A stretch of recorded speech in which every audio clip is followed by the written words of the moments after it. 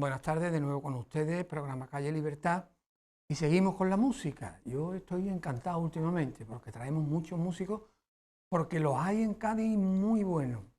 Y en este caso, pues traemos un guitarrista de guitarrista clásico, pero también flamenco, profesor, concertista, gaditano, se llama Alejandro Mendoza. Alejandro, muchas gracias por venir. Gracias a ti por invitarme, encantado de estar en el programa. Alejandro, yo te he dicho que eres profesor, porque estás en la Escuela de Música de San Felipe Neri. Sí, señor. Eres concertista, ¿no? Claro, porque yo compagino un poco la labor docente, ¿no? Que es la que me lleva realmente gran parte del tiempo, ¿no? Porque la docencia, el curso escolar, pues tiene el periodo de septiembre a junio, pero sí es verdad que intento intercalarlo con la faceta de conciertos, ¿no? De trabajar con otras personas o conciertos solistas. ¿Lo haces incluso durante el curso si puedes pedir permiso o lo que sea, o ya sí, más ¿no? bien vacaciones? Y es de agradecer porque muchas veces, ¿no? Las dificultades que hay en otros ámbitos, ¿no? De la educación, que la escuela de San Felipe Neri y lo que es también el apartado del colegio, ¿no? Que son dos direcciones pero que van conjuntas, pues que nos dan esa libertad para poder un poco compaginar el tema de los conciertos, porque yo creo que al final es súper importante que un alumno tenga un profesor que esté en activo, ¿no? Claro. No muchas veces... No uno que, como decía una madre mía, enquilosado, o sea, anquilosado, ¿no? Claro. Claro, hombre, es verdad que en otras situaciones de la educación, ¿no? Cuando se trabaja pues ya en estamentos de conservatorios de la Junta y eso, pues es mucho más dificultoso porque se rige por otros cánones. Pero es verdad que una de las premisas de la Escuela de Música, de Daniel, su director, y de todo el equipo, ¿no? de la escuela, es que tener un profesorado nativo, ¿no? Que al final Claro. los alumnos vean que la persona que le da las clases es una persona también que sigue estudiando y sigue formándose, ¿no? Porque al final esto nunca se termina. Bueno, Alejandro, vamos a empezar un poco por el principio. Tú eres de Cádiz, porque naciste...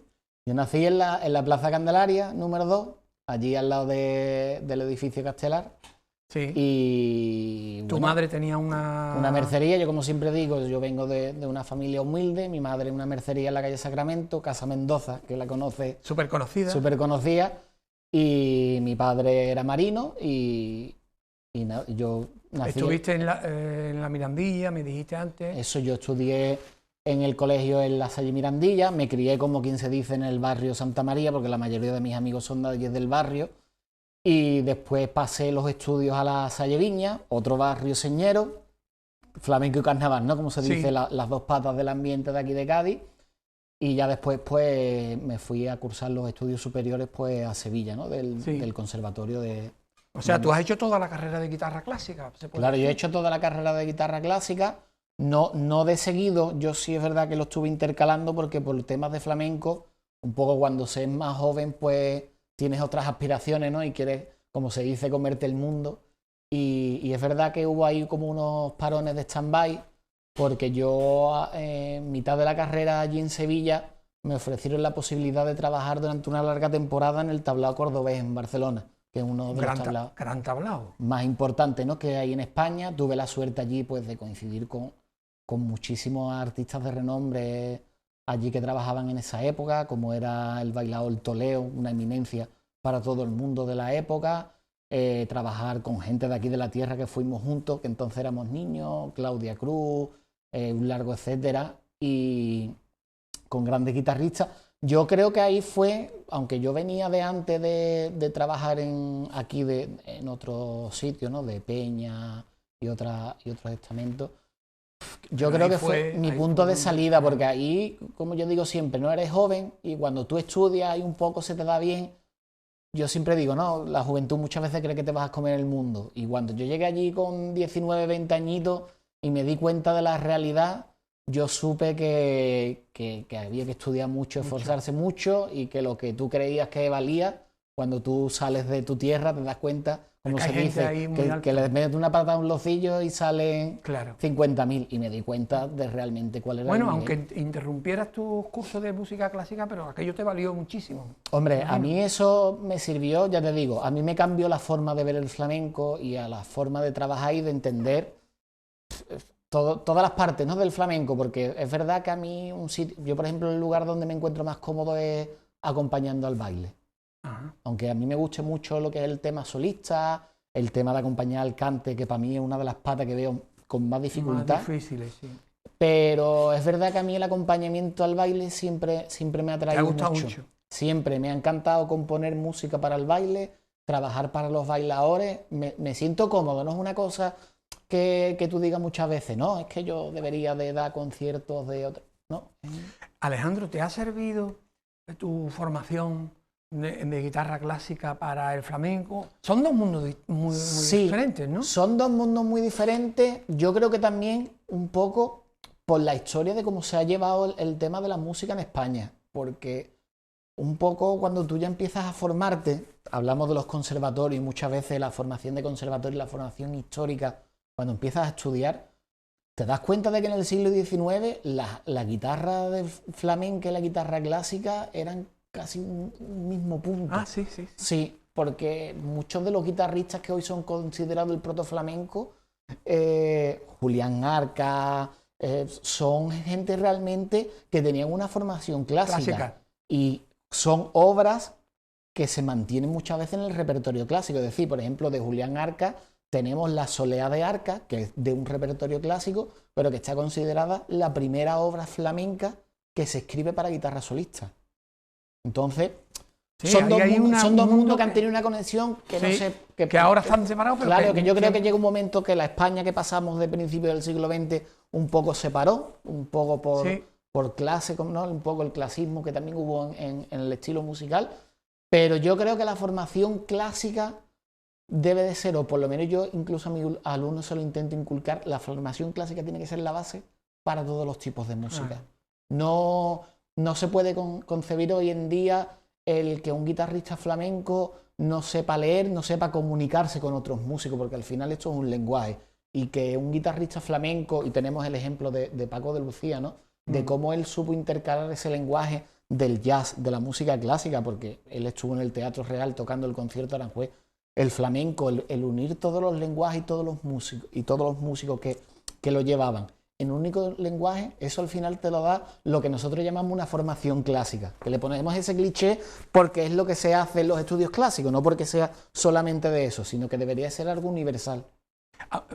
Sin embargo, tú me comentabas también, Alejandro, que a lo mejor un músico, un guitarrista de flamenco que no haya estudiado puede tener un talento descomunal. Hombre, claro, y no saber leer. Es que una cosa no quita la otra, claro. Es decir, siempre tiene que haber las dos vertientes, yo creo, la vertiente de la formación y la vertiente de la inspiración. Es decir, no un genio nace genio y no lo trabaja y sigue siendo genio. Es decir, es que tiene que tener su porcentaje, tiene que tener un porcentaje de capacidad, como yo digo, que al final tienes que tenerla si te quieres dedicar a esto, y el otro porcentaje de formación. Yo creo que una cosa con la otra van de la mano. Alejandro, ¿cuándo empiezas tú con la guitarra? Yo empiezo a los 7 años. Mi padre como aficionado le gustaba mucho la guitarra. Yo lo veía a él tocar la guitarra en casa, y a mí desde que era muy pequeño pues me atrajo. Y él pues me preguntó que si yo quería empezar el conservatorio. Yo, como un niño que le gustaba la guitarra, dije que sí.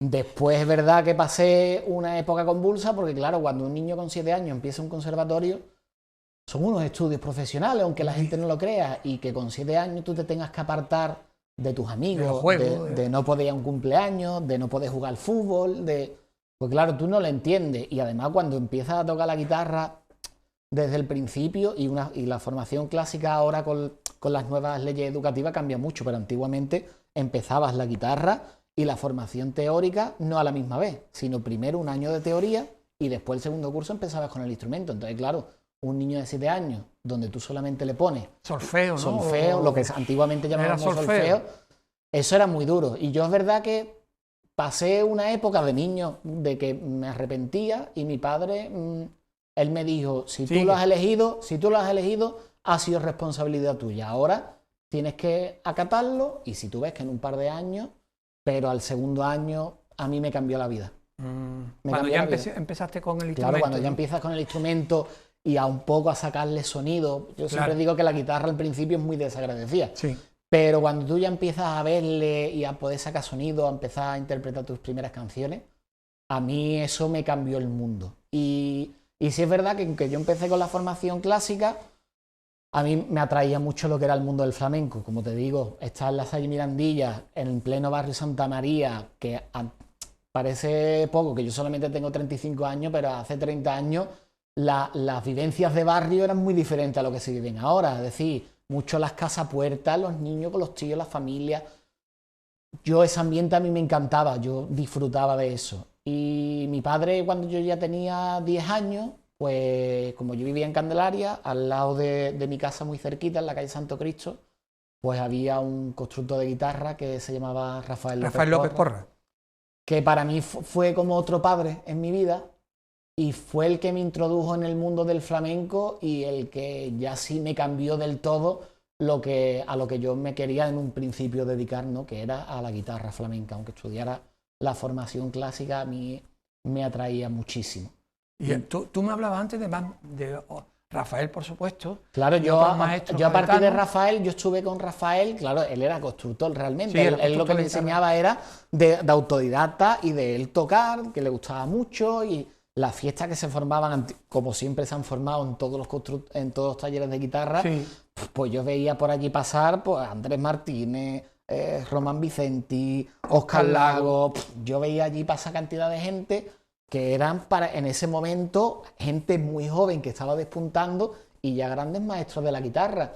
Y cuando yo estuve un año y medio con Rafael, ya Rafael me dijo, mira, yo todo lo que te he enseñado no te puedo enseñar más. Claro. Y entonces él me puso en contacto ya de manera más íntima con Óscar Lago, que fue por un corto periodo de tiempo realmente, porque él ya empezaba con las giras y todo, un poco mi profesor, y ahí fue donde yo fui dando mis primeros pasos.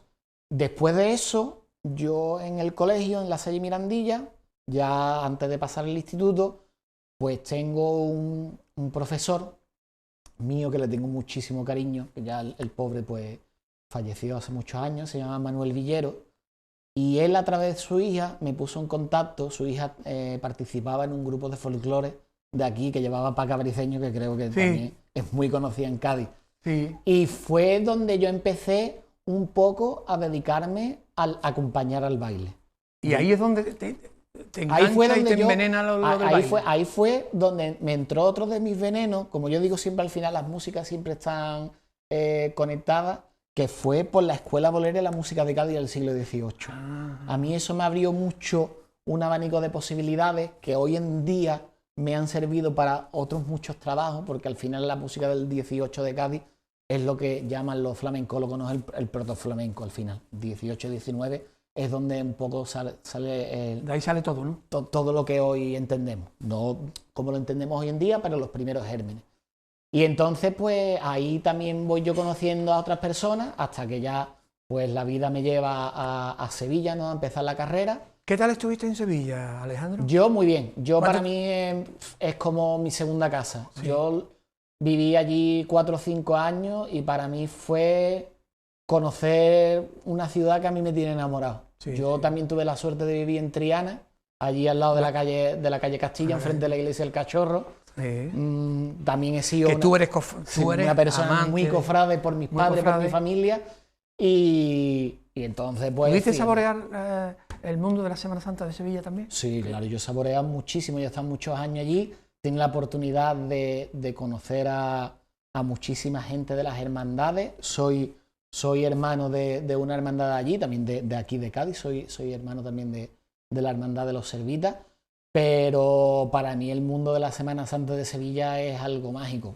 El de Cádiz me enamora también, ¿no? Pero es verdad que cada sitio tiene su sello y vivir el romanticismo, como yo digo, de las cofradías de allí de Sevilla, pues es otro mundo totalmente diferente. Alejandro, ¿los Servitas sigues tú en contacto con ellos o ya? Sí, de toda la vida entonces, ¿no? Yo llego a Servitas realmente tarde, es decir, Yo mi época cofrade, yo desde que nazco, por mi familia, soy de la Hermandad de la Cigarrera. Ah, de la Cigarrera. De la Cigarrera. Pero por modo del destino, pues me separa un poco de lo que es el mundo cofrade. Al final la música te lleva a otros derroteros. Y es a través de Daniel, del director de la escuela, ¿no? Es mi amigo, iba a decir Sí. director, pero al final somos amigos, ¿no? El que me lleva a Servitas. Es muy curioso porque a mí me lleva a Servitas un concierto. Ah, Un concierto de marchas procesionales que hacemos los dos. ¿qué hiciste? ¿Lo sí, convertiste en piano y lo guitarra? que hicimos fue, entre los profesores de la escuela de música, unas adaptaciones de las marchas procesionales a los instrumentos. Yo es verdad que siempre le he tenido mucha pasión por la música cofrade y he hecho muchas adaptaciones y las sigo haciendo y las llevo en los conciertos que muchas veces hago de solista. Llevo las adaptaciones de marcha de Semana Santa. Y ese concierto me hace conocer a una persona también que me cambia en el mundo de las cofradías, la visión de las cosas, que es José Luis Reyero, que es el capataz de la Virgen de los Servitas, muy íntimo amigo de Daniel, y que me hace llevarme a la cuadrilla de cargadores y hacerme hermano de la cofradía. Pero no por imposición ni por obligación, sino porque me hace conocer la familia Servita. Claro. ¿Y sigues cargando? Sí. Ahora no, porque tal como están las cosas, pues la Semana Santa, ya, por desgracia, virus, no la podemos maldito. tener. Pero yo sigo en contacto, intento siempre que puedo acercarme por la capilla. Como digo siempre, el trabajo muchas veces te hace un poco estar desligado, pero siempre estoy allí e intentar estar al servicio de la hermandad todo lo que se pueda. Alejandro, yo he visto en YouTube una de tus actuaciones junto con Dani Marente Sí. y el Palomar. Sí. Me parece que es en el Falla. Eso fue en el Falla, creo recordar, Magnífica. 2019, no, mayo del 2019. Eso fue una propuesta de la Coral Universitaria de la UCA, que ellos durante el año pues hacen 2 o 3 conciertos en el Falla y ellos querían hacer el Requiem de Mozart, pero querían fusionarlo con el flamenco. Un trabajo arduo porque estamos hablando de una de las obras cumbres de la música clásica, Claro. y que nosotros los músicos clásicos le tenemos un respeto descomunal. Entonces fue un poco, Claro. al principio nos quedamos, pero nos explicaron el proyecto y nos dieron la libertad de, en el panorama musical del flamenco, vía libre para nosotros. Claro, ahí es como yo hablo muchas veces, la ventaja que te da la formación clásica. Daniel y yo cogimos la obra completa del Requiem de Mozart, nos la leímos, nos las estudiamos, hicimos con todas las músicas de Mozart una adaptación a la música flamenca.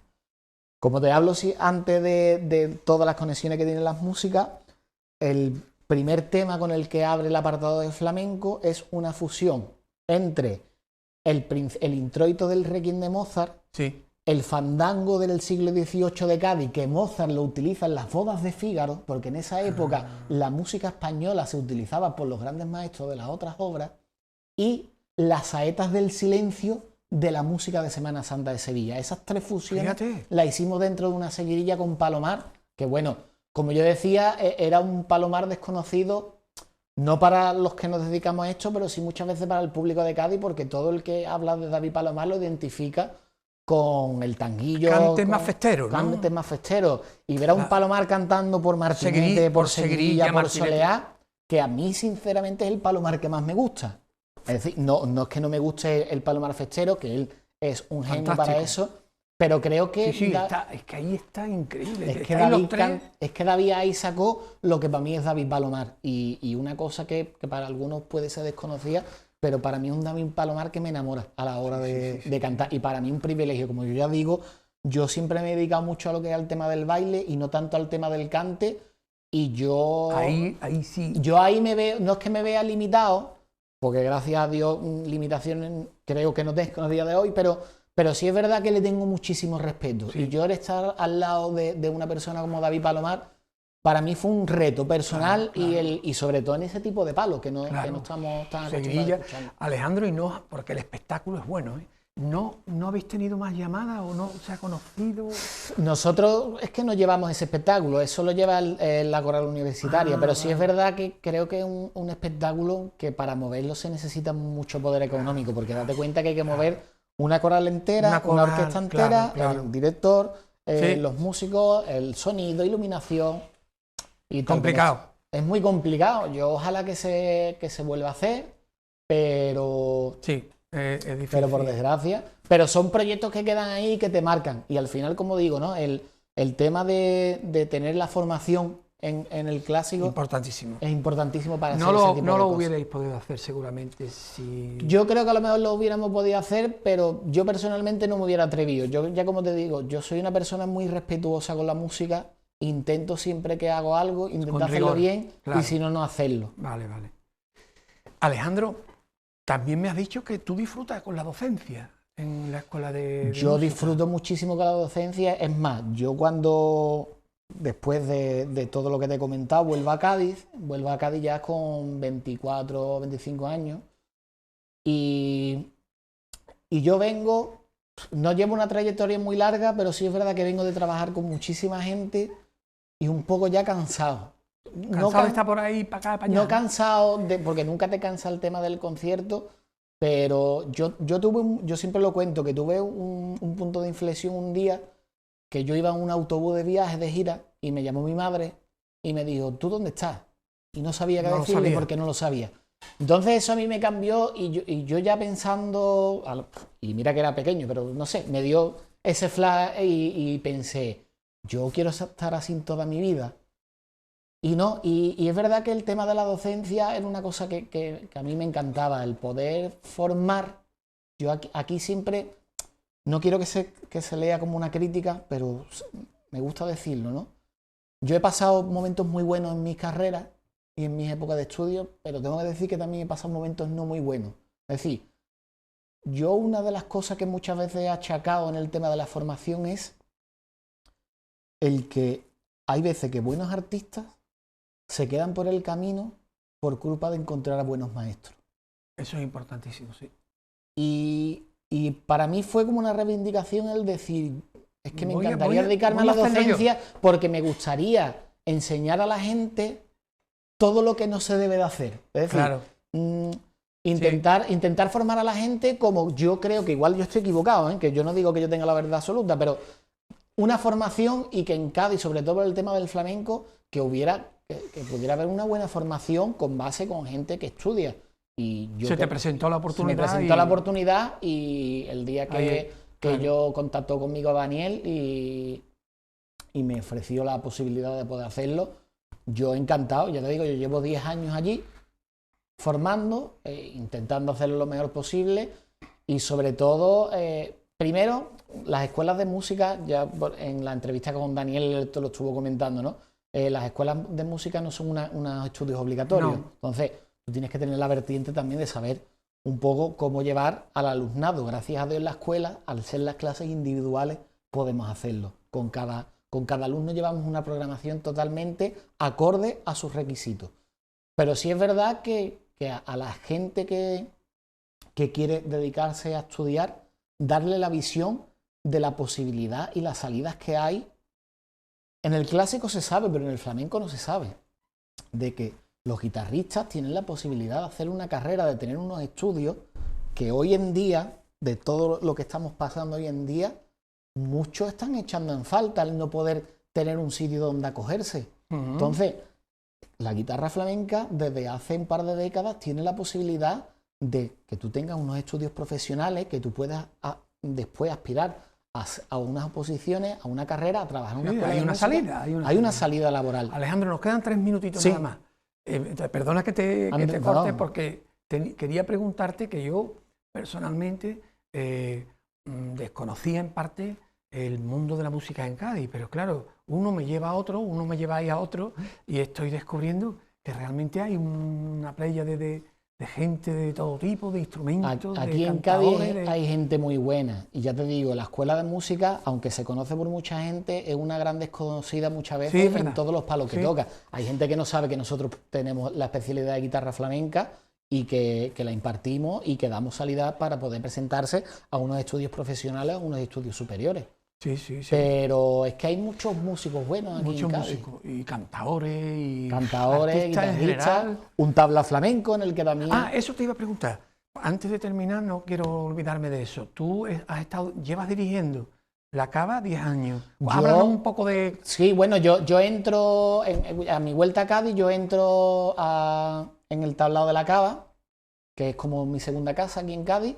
Yo entro como guitarrista allí y llevo, pues, compagino con la docencia. Un tablao que trabaja todos los días del año, actualmente por desgracia se Ahora encuentra no. cerrado, pero que es un gran desconocido en Cádiz, que allí se hacen espectáculos flamencos todas las noches del año. Y, y yo no lo dirijo porque, vamos, yo lo único que hago soy guitarrista. Pero ¿Y vas todos los días? Bueno, cuando... normalmente allí trabajamos 2 o 3 guitarristas, nos vamos turnando. Los vais turnando. Pero ¿Y nosotros, cantadores también? claro, nosotros allí el equipo son unas 10 o 12 personas las que se turnan entre guitarristas, cantadores, bailadores, y allí en temporada baja, por ejemplo, trabajamos 3 días a la semana y en temporada alta se trabaja de martes a domingo. O sea que allí hay espectáculo flamenco para el turista y el no turista todo el año. Y ya son 10 años, o sea que ha ido funcionando. ¿No? Son 10 años que llevo allí y este año la acaba de cumplir 20 años. O sea, Fíjate, son 20 fíjate. años de flamenco desconocido muchas veces para Sí, la es ciudad, verdad, es verdad. aquí en la ciudad de Cádiz, En la calle Antonio López. en la ¿no? calle Antonio López 16. En la Cava. Sí, señor. Nada, maravilloso. Es que casi nos tenemos que ir. Es una pena porque No te preocupes, la verdad... yo es que me enrollo con una persiana. ¿sabes? No. Es que el mundo de la guitarra y en este caso, en tu caso, pues el mundo de la guitarra clásica, el mundo de la docencia, el mundo de la guitarra flamenca, etcétera. Última pregunta. Decías tú antes que habías recorrido. ¿Dónde has estado y qué sitio te han impresionado más? Pues es que por todo el mundo, Por todos no lados. sabría decirte ahora, entre España, Francia, Italia, ¿Has ido a Rusia, Japón, Taiwán. Yo, por ejemplo, antes de la pandemia, el último concierto que tenía concertado era un concierto solista Sí, en el Teatro de San Petersburgo. fíjate. Allí, por desgracia, pues la pandemia pues No lo se dejó pudo. y no se pudo, pero yo he recorrido todo el mundo, como digo, me ha abierto mucha luz en muchas cosas, mucha experiencia, Claro. y ahora sí es verdad, pues bueno, que me dedico a la docencia, me dedico a la investigación en mi tiempo libre, en el tema de flamenco, es una cosa que me apasiona, y al final el mundo de la guitarra es que es mi vida, es que Claro. no sé hacer otra cosa. Tú sigues viviendo en Cádiz, ¿no, Alejandro? Yo, gracias a Dios, volví a Cádiz. En el mismo barrio, más o y en el menos. mismo barrio. Yo, como la gente de centro, intenta vivir en el centro. Es verdad. Alejandro, un verdadero placer. Placer el mío estar aquí. Vale, muchísimas gracias. Y a ustedes muchas gracias también y hasta el próximo programa, pues muy buenas tardes.